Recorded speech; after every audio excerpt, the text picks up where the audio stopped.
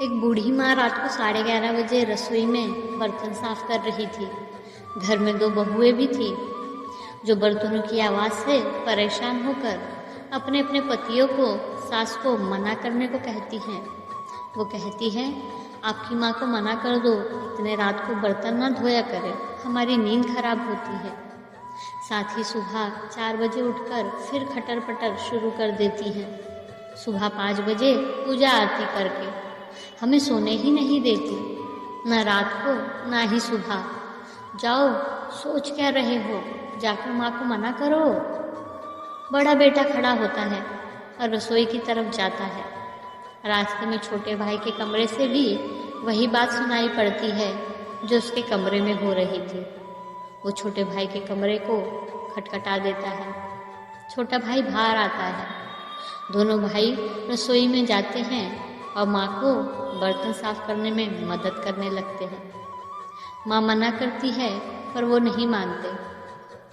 बर्तन साफ हो जाने के बाद दोनों भाई माँ को बड़े प्यार से उसके कमरे में ले जाते हैं तो देखते हैं पिताजी भी जगे हुए हैं। दोनों भाई माँ को बिस्तर पर बैठाकर कहते हैं, सुनो माँ, हमें जल्दी सुबह उठा देना, हमें भी पूजा करनी है और सुबह पिताजी के साथ योगा भी करेंगे।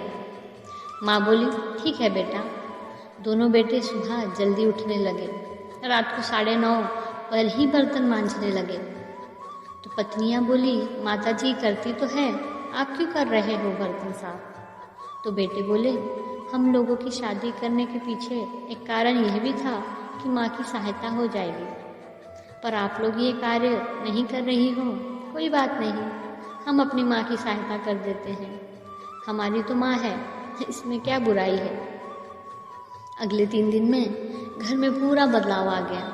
बहुएं जल्दी बर्तन इसलिए साफ करने लगी, नहीं तो उनके पति बर्तन साफ करने लग जाएंगे।